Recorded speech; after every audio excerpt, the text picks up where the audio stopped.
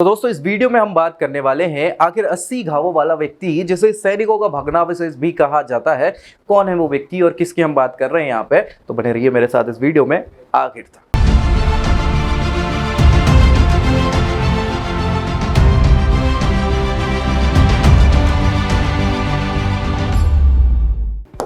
यहाँ हम जो बात करने वाले हैं वो हम बात कर रहे हैं संग्राम सिंह की।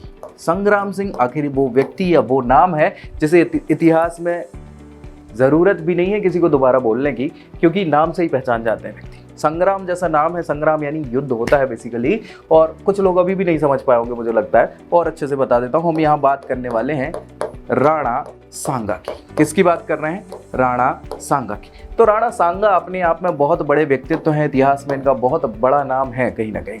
कौन थे राणा सांगा, इनकी पूरी चर्चा हम यहाँ आपके सामने यहाँ करने वाले हैं। तो लास्ट तक हमें इस वीडियो में बने रहना है ताकि पूरी जानकारी आपको यहाँ मिल जाए। इस वीडियो को शेयर भी करना है दोस्तों के साथ और चैनल को सब्सक्राइब भी करना है। अच्छी लगे तो लाइक कर सकते हैं, कोई समस्या है नहीं। और जो भी कोई समस्या हो, किसी प्रकार की वीडियो बनानी हो तो मुझे कमेंट कर सकते हैं आप, ताकि मैं आपके लिए उस प्रकार के टॉपिक पे वीडियो बना दूं। तो चलिए मैं आपको बहुत अच्छे से बता दे रहा हूँ, इतिहास में बहुत ज़्यादा इंपॉर्टेंट नाम है और बहुत अच्छे से आपने सभी ने सुने होंगे। एक तो राणा कुंभा का नाम सुना होगा आप सभी। क्या नाम सुना होगा? राणा कुंभा। राणा कुंभा के बाद इनके पोते हुए हैं राणा सांगा। क्या नाम है? राणा सांगा। और राणा सांगा के भी जो पोते हुए हैं जिनका नाम आपने नाम सुना होगा महाराणा प्रताप का नाम आपने सुना होगा, है ना। सो ये बहुत इंपॉर्टेंट कैरेक्टर हैं इतिहास में और ये राजपूताना की अपने आप में बहुत बड़ी पहचान माने जाते हैं। तो यहाँ हम राणा सांगा की अभी यहाँ बात करने वाले हैं। तो राणा कुंभा जो थे, राणा कुंभा, इन्हें विजय स्तंभ बनाया है कहीं ना कहीं, और ये बहुत अद्भुत कृति है अपने आप में, चित्तौड़गढ़ में बनी हुई ये कृति है। राणा कुंभा का ओरिजिनल नाम कुंभकर्ण था। कुंभकर्ण आप नाम से मतलब परेशान ना हो, कुंभकर्ण रामायण में भी थे ना, है ना। किसके? रावण के भाई थे, वो सोते रहते थे, ये नहीं सोते रहते थे। ये बहुत बड़े व्यक्तित्व है अपने आप में, विज्ञान, विद्वान और सांस्कृतिक रूप से सब में माहिर थे। साथ ही साथ युद्ध कला में तो पर्याप्त निपुण व्यक्ति थे। ठीक है, तो कुंभा के पुत्र होते हैं, राणा कुंभा के दो बेटे होते हैं। राणा कुंभा के एक बेटे का नाम होता है उदय सिंह। क्या नाम होता है? उदय सिंह। अब उदय सिंह जो हैं, इन्होंने ही अपने पिताजी का कत्ल कर दिया था, है ना। पिताजी बढ़िया शिव जी की प्रार्थना कर रहे थे और प्रार्थना में ही इन्हें मार दिया भाई। ठीक है, सो पिताजी एक्सपायर हो जाते हैं। फिर ये बन जाते हैं राजा उदय सिंह, है ना। उदय सिंह के एक छोटे भाई भी थे जिनका नाम था रणमल। ठीक है, सो उदय सिंह जो है कुछ समय तक शासन करते हैं। इनके दो बेटे भी होते हैं उदय सिंह के, एक का नाम था सूरजमल और दूसरे का नाम था सहसमल। क्या नाम था? सहसमल। सूरजमल और सहसमल। उदय सिंह के साथ समस्या क्या थी? इनकी एक बेटी भी थी और उनकी शादी में ये महोदय जा रहे थे शादी करने, मांडू मालवा के शासक के साथ ये संधि करने के बाद शादी का प्रस्ताव रखते हैं और शादी में गए होते हैं तो बिजली गिर जाती है इनके ऊपर, ये एक्सपायर हो जाते हैं। कौन? उदय सिंह। उदय सिंह एक्सपायर हो गए तो भाई बड़ा बेटा था और राजा तो इनको ही बनना था, लेकिन अब ये एक्सपायर, तो अब दूसरा बेटा रणमल जो है वो राजा बनेगा। ठीक है, अब रणमल अच्छा व्यक्ति विशेष था, अच्छा खासा शासन करा है, उन्होंने बहुत अच्छे से काम किया। रणमल के साथ समस्या ये थी कि चूंकि पिताजी या इससे पहले इनके बड़े भाई शासक बने थे और इनके दो बेटे थे, तो यहाँ उत्तराधिकार की कुछ समस्या आने वाली होगी भविष्य में, ये होगी, डोंट वरी। रणमल जो फिर शासन करते हैं तो रणमल के तीन बेटे होते हैं। एक तो पृथ्वीराज, है ना, दूसरे ये जयमल और तीसरे संग्राम सिंह। कौन? संग्राम सिंह। ठीक है, तो यहाँ पे भी आगे जाके पृथ्वीराज और जयमल एक्सपायर हो जाते हैं लड़ाई में, युद्ध में। सूरजमल, सहसमल एक्सपायर हो जाते हैं। तो फाइनली यहाँ पे चित्तौड़ के राजा भी कौन बनने वाले हैं? सांगा। संग्राम सिंह की हम बात कर रहे हैं। ठीक है, सो सांगा यहाँ पे शासक बनने वाले हैं और यही सांगा संग्राम सिंह, अगर इनकी बात करें जिनकी हम पूरी बात यहाँ करने वाले हैं, तो संग्राम सिंह जो है या राणा सांगा जो है, इनका जन्म बात करें अप्रैल में होता है 1484 के आसपास। उसी किसी समय की बात चल रही है जब 1483 में बाबर का भी जन्म हो चुका था। ठीक है, परगना में। यहाँ 1484 में इनका जन्म होता है और ये अब धीरे धीरे करके 1509 के आसपास, वो पूरी जो कहानी मैंने पिछली स्लाइड में आपको बता दी है, 1509 में ये शासक बन जाते हैं चित्तौड़ के। ठीक है।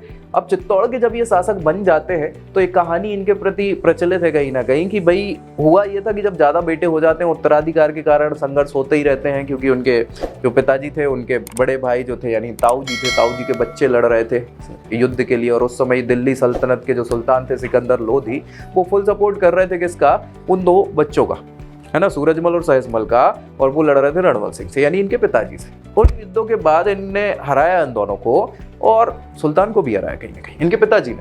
अब हुआ कुछ ऐसा कि वो चाहते थे कि कुछ आपसी फूट पड़ जाए इन लोगों में, इनमें ही पड़ जाए, क्योंकि इनके भी 3 लड़के।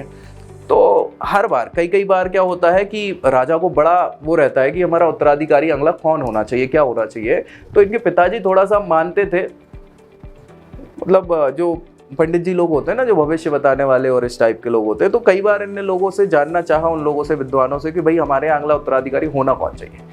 तो जितने विद्वान मिले, सब मिले, उन सब में क्या होता है कि मैक्सिमम लोगों का ये कहना था कि तुम्हारा सबसे छोटा लड़का जो है संग्राम सिंह, वो ही उत्तराधिकारी होगा। अब इसके कारण क्या है, जो दोनों बड़े भाई हैं भाई, वो दोनों बड़े भाई बहुत ज्यादा चिढ़ जाते हैं, हर जगह से यही उत्तर आता है। तो आखिरी बार एक जगह क्या होता है कि पिताजी इनकी परीक्षा लेने पहुंचाते हैं तीनों भाइयों कि जाओ भाई, और आपको ये परीक्षा देनी है और इसमें जो सफल होगा उसी को मैं उत्तराधिकारी बनाऊंगा। तो इस बार इनने कहा कि चलो, तीनों भाइयों को ये लगा कि ये बराबरी की बात है।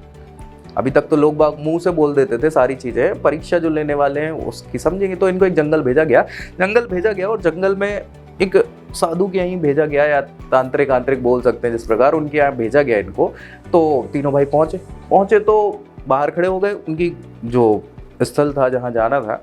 अब वहाँ खड़े हुए तो भाई सबसे बड़े भाई पृथ्वीराज जो थे, तो दोनों भाइयों ने कहा कि भैया आप जाओ, बड़े व्यक्ति हो, आप जाओ, क्या है कैसा माहौल। पृथ्वीराज जाते हैं, बड़ा समय हो जाता है, वो वापस ही नहीं लौट के आते। दोनों भाई परेशान कि यार इतना समय हो गया, हुआ क्या है, अगर समझ में ही नहीं आ रही। तो संग्राम सिंह कहते हैं कि भैया आप चले जाओ। अब दूसरे भाई जाते हैं, फिर थोड़ी देर हो गई, वो भी लौट के नहीं आए। तो संग्राम सिंह को बड़ी समस्या हो गई भाई कि यार हो क्या रहा है, आखिरकार ये जाते हैं वापस आ नहीं रहा, कोई कुछ समस्या तो नहीं है। फाइनली ये भी उस गुफा में प्रवेश कर जाते हैं। अब गुफा में प्रवेश करते हैं तो देखते हैं कि भैया बड़े भैया अलग बैठे कुर्सी पे और दूसरे भैया अलग बैठे कुर्सी पे, और ये बैठे हैं, बस दोनों ही बैठे हैं और कोई तो है ही नहीं। उन्होंने पूछा कि भैया हुआ क्या है, बता तो देते बाहर आके कि भाई कोई समस्या है नहीं, बेचारा वो तो आप आए, आप बैठ गए, या ये मेरे को तो टेंशन हो गई थी कि पता नहीं क्या हुआ। तो भैया कहते अब क्या करें, हम तो इंतजार कर रहे थे, बाहर खड़ा करना था तो मैंने अंदर कर लिया इंतजार। ठीक है, अब इनको जगह मिली नहीं, कोई और जगह थी नहीं, कुर्सी थी नहीं, सॉरी ये नीचे बैठ गए। और थोड़ी देर में आते हैं तांत्रिक या जो विद्वान थे, वो आते हैं, वो देखते हैं कि भैया बड़ा भी सिंहासन पे बैठा है, छोटा भी सिंहासन पे बैठा है, और ये आदमी जमीन पे बैठ गया। तो यही तो टेस्ट था बेसिकली, और इसमें भी अंतिम परिणाम क्या होता है कि वो दे देते हैं कि तुम तीनों में कौन बनेगा उत्तराधिकारी। ये छोटा बनेगा, संग्राम सिंह बनेगा। क्यों? क्योंकि ये जमीन से जुड़ा व्यक्ति है। अब इससे गुस्सा इतनी ज्यादा हो जाती है किसको, पृथ्वीराज को, कि वो अपनी छोटी सी कुछ खुरपी टाइप की चीज रहती है वो लेते हैं और उसकी आंख फोड़ देते हैं। किसकी? संग्राम सिंह की। गुस्से में चिढ़ते हुए बोलते हैं कि ये बनेगा काना राजा। तो एक आंख तो पहले से ही नहीं थी किसकी? संग्राम सिंह की, या राणा सांगा की। अभी और भी इतने युद्ध, ऐसा बोला जाता है कि संग्राम सिंह ने या राणा सांगा ने लगभग 100 युद्ध लड़े अपने जीवन काल में, और इतने ज्यादा लड़ाई करने के साथ साथ वो धीरे धीरे लड़ाइयों में अब कहीं ना कहीं घाव तो लगते ही हैं।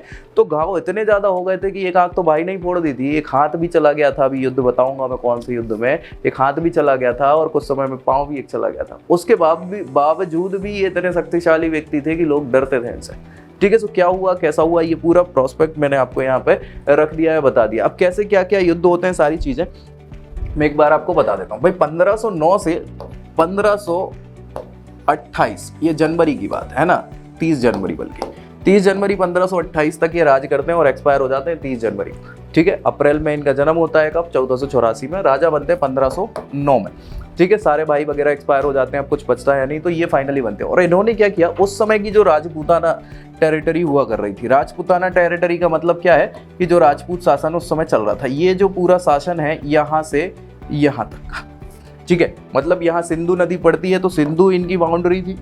ठीक है, यहाँ ऊपर मध्य प्रदेश का हिस्सा, बाकी यहाँ पे ही है दिल्ली सल्तनत चल रही थी। यहाँ मालवा और गुजरात भी इन्होंने जीत के रखा था। तो इतनी बड़ी टेरिटरी थी, ये मान के चलो कि उस समय का जो विजयनगर साम्राज्य चल रहा है दक्षिण भारत का, उसके बराबर ही इनकी टेरिटरी थी। तो अपने आप में ये बहुत बड़े शक्तिशाली व्यक्ति थे। ये पूरी राजपूताना अलग अलग रियासतों में बटी हुई थी और छोटे मोटे राजे रजवाड़े संयुक्त रूप से काम करते थे। संघ था राजपूतों का, उसको राजपूताना कहा जाता था। पहले क्या हो रहा था कि इनके पिताजी के समय कहीं ना कहीं या फिर जो बीच में जो संघर्ष हुआ है उत्तराधिकार का हुआ, उसमें बहुत सारे राजपूत नेता जो हैं पक्ष ले लेते हैं कि ये इनके पक्ष में है, वो उनके पक्ष में, पक्ष विपक्ष चलता रहता है, तो ये इकट्ठे थे नहीं। इन्होंने बड़े प्रयास करके क्या करा, पूरे संपूर्ण राजपूताना को इकट्ठा करा। सबसे पहले तो शक्ति बनाई, सबको इकट्ठा करा, और उसके बाद जो युद्ध करे हैं आया है, मजा आया। ठीक है, तो क्या क्या युद्ध करें, इनके युद्ध, प्रमुख युद्ध बता रहा हूँ। जैसे मैंने कहा कि 100 से ज्यादा लड़ाई ये अपने जीवन काल में लड़ चुके थे, और आखिरी लड़ाई जो है उसके कारण ये मृत्यु को प्राप्त होने वाले हैं, जिस पे हम विशेष चर्चा करेंगे अगले वीडियो में। ठीक है, तो यहाँ अगर बात करी जाए तो 1517 में बाजोरा का युद्ध था। बाजोरा पता है आपको, बाजोरा का युद्ध होता है किससे, इब्राहिम लोदी। क्यों? क्योंकि भाई उस समय दिल्ली सल्तनत जो चल रही है, अभी सिकंदर लोदी एक्सपायर हो गए 1517 में, और उनका बेटा जो था इब्राहिम लोदी वो गद्दी पे बैठा है। तो इसी समय इब्राहिम लोदी क्या हो गया है कि भाई अटैक करने का माहौल रहता है, तो बाजोरा का युद्ध होता है और इब्राहिम लोदी को हरा दिया जाता है। इब्राहिम लोदी को हराया जाता है, और इसी युद्ध में ऐसा कहा जाता है कि इतनी बुरी तरह से परास्त किया दिल्ली सल्तनत के इस शासक को, या इब्राहिम लोदी को, साथ में उनके बच्चे को भी किडनैप कर लिया कि अब तुम तेज चलोगे तो बच्चा गया। हारी, सेना हारी, सब कुछ हारा, लेकिन इस युद्ध में एक हानि क्या हो गई कि इनका हाथ धड़ से ही अलग हो जाता है। मतलब धड़ इन द सेंस कि आधा हाथ अलग हो जाता है। तो बस एक ये कमी, आंख तो फूटी थी, एक हाथ भी चला गया। मान नहीं रहा व्यक्ति, अभी भी नहीं मान रहा है, अभी भी शक्तिशाली व्यक्ति अपने आप में, उन्होंने वो वाला हाथ लगा लिया, वो होता है ना, आप देखते हो पायरेट्स वाला, नकली हाथ लगवा दिया पूरा लोहे का, और उसमें फिर एक वो ऐसा इस टाइप का पकड़ने के लिए, ताकि उसमें भाला या तलवार पकड़ सके। नहीं मान रहा है व्यक्ति। ठीक है, सो वो बाजोरा का युद्ध होता है। फिर इसके बाद 1518 बाड़ी मतलब धौलपुर के आसपास है, धौलपुर आप राजस्थान का जगह है। सो बाड़ी का युद्ध हो जाता है, ये भी अगेन फिर दिल्ली सल्तनत वाला पूरा माहौल। इसके बाद अगर बात करें तो हुआ कुछ ऐसा था, 1519 में मालवा के खिलाफ ये युद्ध लड़ते हैं। मालवा के शासक रहते हैं, उनके खिलाफ ये युद्ध लड़ते हैं और जीत जाते हैं। मालवा के साथ साथ अब मालवा वालों ने क्या किया कि गुजरात के शासक को भी क्या कर लिया, अपने साथ मिला लिया। तो 1520 के आसपास ये भी इनको युद्ध गुजरात के खिलाफ लड़ना पड़ जाता है। और फिर इसके बाद तो क्या है कि यही लोग हारते थे, इनको छोड़ दिया बंदी बना के, इनसे फिर टैक्स वगैरह ले लिया, इनसे फिरौती ले ली बेसिकली। ठीक है, और ये सब चलता रहा, माहौल इनका बढ़ता चला गया। फिर हुआ कुछ ऐसा कि यार अब दिल्ली सल्तनत का व्यक्ति जो है इब्राहिम लोदी हार चुका था, शुरुआत में भी हार चुका था। वो चाह तो रहा ही था कि कहीं ना कहीं हमें क्या करना है, जीतना है इस व्यक्ति से सारी चीजें। और बीच बीच में फिर थोड़े से युद्ध जो है पंजाब की टेरिटरी में और सारी ये युद्ध वगैरह भी हुए। तो यहाँ पे अब दिल्ली सल्तनत का जो सुल्तान था इब्राहिम लोदी, उससे संबंध तो अच्छे थे नहीं। जैसा मैंने बताया कि भाई बाबर को भी बुलाया, उसके चाचा ने, आगम खान ने, कहीं ना कहीं आलम खान है। इसके अलावा अगर बात करें कि वो एक जो पंजाब के सूबेदार थे, है ना, पंजाब के सूबेदार दौलत खां जो थे, उन्होंने भी कहीं ना कहीं बाबर को सपोर्ट किया, सारी चीजें करी। तो ये सारी चीजें जो हो रही हैं किसके खिलाफ है? अच्छा, इन लोगों ने किसको, राणा सांगा को भी बोला था कि भाई आप क्या करो, इब्राहिम लोदी को हराओ। तो ये लोग राणा सांगा के सपोर्ट में भी थे, सारी चीजें थी। राणा सांगा ने फोड़ा भी है, कोई समस्या नहीं है। ठीक है, क्यों? क्योंकि ये आंतरिक मतभेद है, कभी हम डिस्कस करेंगे बहुत ज्यादा, क्योंकि हुआ कुछ अलग अलग केस कांड। जब हम सिकंदर लोदी के आसपास की बात करेंगे तब वो चीज़ आपको समझ में आएगा कि आखिरकार क्यों ये चाचा है या ये लोग क्यों इनके खिलाफ जा रहे हैं, भतीजे के खिलाफ। ठीक है, तो क्या कैसी चीज़ें हैं मैं बताऊंगा आगे, कभी वीडियो बनाऊंगा, बिल्कुल बनाऊंगा, डेफिनेट सी बात है। तो यहाँ ये युद्ध हो रहा है। इसके बाद जो इंपॉर्टेंट युद्ध है कि वापस से 1525-26 में फिर युद्ध होता है सिकंदर लोदी इब्राहिम लोदी के खिलाफ, उसमें फिर हार हो जाती है भाई। अब ये सारे युद्ध होने से समस्या क्या आ रही है कि भाई यहाँ पे व्यक्ति ताकतवर है, और भारत का उस समय का सबसे पहले नंबर का शासक है कौन? राणा सांगा।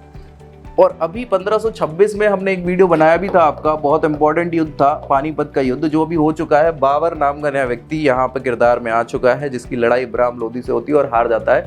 इब्राहिम लोदी मारा जाता है बेसिकली। तो इसके बाद अब दिल्ली सल्तनत पे कब्जा किसका होगा? बाबर का हो गया। अच्छा, हुआ कुछ ऐसा था कि कुछ विद्वानों की अलग मतभेद है यहाँ पे। कुछ विद्वान मानते हैं कि बाबर ने, चूंकि अब बाबर के पहले सांगा और इब्राहिम लोदी प्रतिद्वंदी है, 36 का आंकड़ा है दोनों का, तो वो अब लड़ने वो किसके लिए आ रहा है? वो इब्राहिम लोदी से लड़ने आ रहा है। तो इन्होंने मांगी इनसे सहायता, किससे?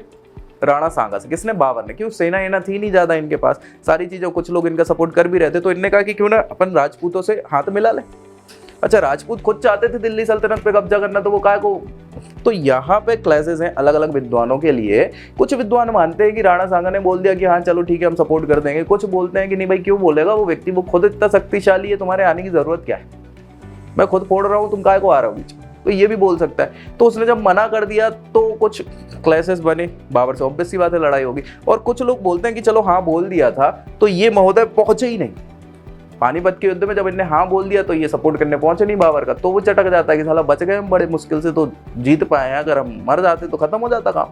तो जब ये जीत जाते हैं तो चटकते हैं कि भैया तुम कैसे व्यक्ति हो यार, तुमने वादा किया था निभाना पड़ेगा, तुमने निभाया ही नहीं यार, ऐसे व्यक्ति तो लड़ाई हो जाती। तो यहाँ अलग अलग मतभेद है लेकिन होनी तो लड़ाई ही है फाइनली, है ना। सो विद्वानों को छोड़ो, अपन तो कॉन्सेप्ट पे बात करेंगे, फाइनली लड़ाई होनी है। क्यों लड़ाई होनी है? क्योंकि वो एक शक्तिशाली सल्तनत है या राजपूताना सरदार हैं सारे, और जिनका नेतृत्व तो राणा सांगा कर रहा है। राणा सांगा के साथ समस्या यही है भाई कि अब वो दिल्ली की गद्दी को चाहता है, दिल्ली गद्दी पे वो जाना चाहता है, लेकिन अब यहाँ नया प्रतिद्वंदी आ गया। आपका कौन आ गया? बाबर। और बाबर के आने से कहीं ना कहीं अब ये दो जब सेम भाई होता तो ये 36 के आंकड़े वाले व्यक्ति नहीं मिल पाते ना, अगर दोनों के 36 गुण मिल रहे हैं तो समस्या है ना। सो 36 गुण वाले दोनों व्यक्ति अब इनमें क्लैश होंगे और क्लैश होना लाजमी था। सो अगला युद्ध जो होने वाला है वो युद्ध होगा आपका 1527 में मार्च की बात है। क्या बात है भाई? मार्च की, और मार्च में तारीख है 16 तारीख, 1527 मार्च 16। एक युद्ध होगा जिस युद्ध को कहा जाएगा खानवा का युद्ध। क्या कहा जाएगा? खानवा का युद्ध। सो खानवा का भीषण नरसंहार क्या हुआ, कैसी हुई, सारी कहानी नेक्स्ट वीडियो में पूरा खानवा का युद्ध मैं आपके सामने लेके आ रहा हूं। तो ऐसे ही रोचक जानकारी के लिए बने रहिए मेरे साथ। मिलते हैं नेक्स्ट वीडियो में, तब तक के लिए जय हिंद।